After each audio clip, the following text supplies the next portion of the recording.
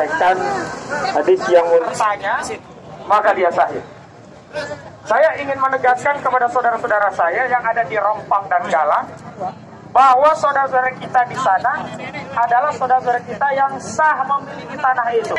Mereka menghadapi kematian karena membela tanah mereka, membela kampung mereka. Maka Nabi Muhammad SAW telah memberi gelar apa? Syahid.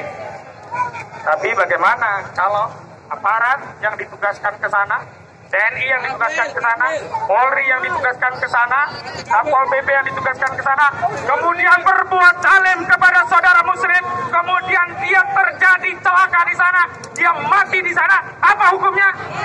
Mati sia-sia, ini terlaknat. Karena itu saya memberikan nasihat kepada saudara-saudara yang ada di militer, saya memberikan nasihat kepada saudara-saudara yang ada di kepolisian, saudara-saudara yang muslim, yang akidahnya la ilaha illallah Muhammadur Rasulullah, maka berhentilah berbuat zalim kepada saudara sendiri.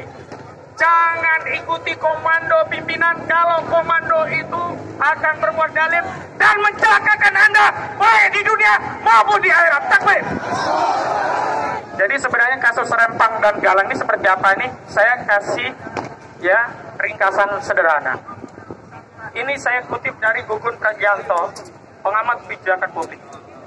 Sederhananya, biar kita nggak pusing, oh ini proyek strategi nasional, oh ini Eko Rempang City, ini demi meningkatkan pertumbuhan nasional, demi menciptakan lapangan kerja, demi untuk kesejahteraan rakyat, itu semua bohong. Sekali lagi apa? Bohong. Yang benar begini, ada Singapura, pertumbuhan penduduknya, juga aktivitas bisnisnya meningkat, butuh listrik yang gede. Lalu dia butuh sumber daya listrik. Listrik Singapura nggak mau disupport dengan PLTG yang pakai bahan batu bara, karena itu bikin Jadi yang bikin polusi itu PLTU-nya Luhut Binsar Panjaitan, bukan motor-motor mobil-mobil yang nggak seberapa ini begitu. Jadi usut punya usut, mereka mau kerjasama sama Luhut Binsar Panjaitan, sama Erick Thohir. Disepakati akan dibangun namanya PLTS apa? Pembangkit Listrik Tenaga Surya. Tapi lu kagak mau kalau yang membangun dari Singapura, perusahaan Singapura. Kenapa? Gak dapat cuan. Maka yang bangun adalah perusahaan dari Indonesia. Perusahaannya adalah perusahaan punya Luhut, BTS, sama perusahaannya Erick Thohir.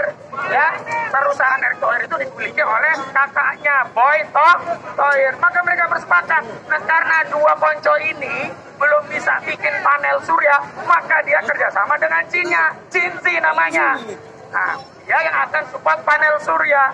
Kemudian mereka sudah sepakat, ada yang support panel surya, ada yang bikin pembangkit, ada yang akan jadi buyer Singapura. Lahannya di mana? Datanglah Tommy Winata, di gua punya HGU, pakai, tapi HGU lagi bermasalah. Kerjasamalah dengan Otorita Batam.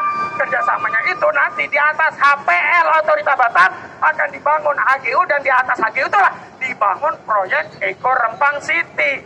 Nah, karena kalau Tommy mau membebaskan lahan di situ, kan harus belanja nih, datengin penduduk. Ya, Bu, mau saya beli tanahnya boleh nggak? Nggak mau, kan susah.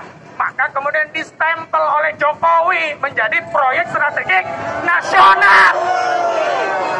Nah, karena diberi stempel proyek strategis nasional, itu tidak perlu lagi belanja kepada penduduk. Gak peduli pada penduduk. Yang penting ini masuk proyek strategi nasional, ada HGB, ada HPL, ada HGU-nya, gusur. Zolim apa zolim?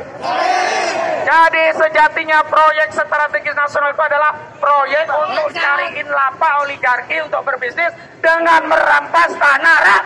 Ya, zolim apa zolim?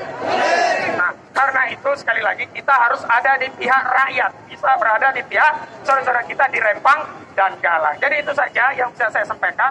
Dan yang paling penting saya tegaskan, mengutip apa yang disampaikan PBNU, saudara-saudara kita di Rempang dan Galang itu syar'i sah selaku pemilik tanah. Karena Nabi SAW telah bersabda, ya, barang siapa menghidupkan tanah mati, ya, man ahya ardon fahuwalahu, siapa yang menghidupkan tanah mati, tanah nggak pernah dikelola, nggak pernah ada pemiliknya, dihidupkan, dikelola, maka itu miliknya. Dan kakek buyut orang-orang di Rempang dan Galang ini yang pertama menghidupkan tanah mati. Maka dalam fikih ini disebut dengan Ihya dan PBNU sudah tegaskan siapa saja yang merampas tanah yang sudah ditinggali rakyat bertahun-tahun, mereka menguasai dengan cara iya, maka hukumnya haram. Karena itu Pak Jokowi, Pak Ma'ruf Amin, Bapak Kiai Ma'ruf Amin, tolong nasihati Presiden Republik Indonesia yang ada di samping Anda. Katakan, Pak Jokowi merampas tanah rakyat rempah menurut fatwa pimpinan itu hukumnya apa? Haram. Dan ingatkan kepada Pak Jokowi sebagaimana pengingatan dari Pak Ma'ruf Amin yang mengatakan orang yang bohong akan membawa ke dosa, dan orang yang dosa akan masuk neraka. Karena Pak Jokowi ini bohong. Karena dalam kampanye 2019 yang lalu menjanjikan paling lama 3 bulan akan terbitkan sertifikat untuk kampung-kampung tua, 16 kampung tua di Rempang dan Segala. Yang terjadi bukan sertifikat yang datang, tapi tentara dan polisi. Begitu diprotes rakyat katanya memiting. Ketika diprotes lagi katanya ini saya piting, saya rangkul. Jadi sekali lagi saya ingatkan kepada Pak Panglima TNI, Anda memang sudah meminta maaf, tapi sebagai bentuk tanggung jawab Anda kepada institusi Anda, saya harapkan mundur Pak Panglima TNI, Pak Yudo Margono, mundur. Kasihan TNI, jangan bikin jarak antara TNI dengan rakyat, kasihan tentara, karena ulah Pak Yudo Margono. Demikian, Assalamualaikum warahmatullahi wabarakatuh.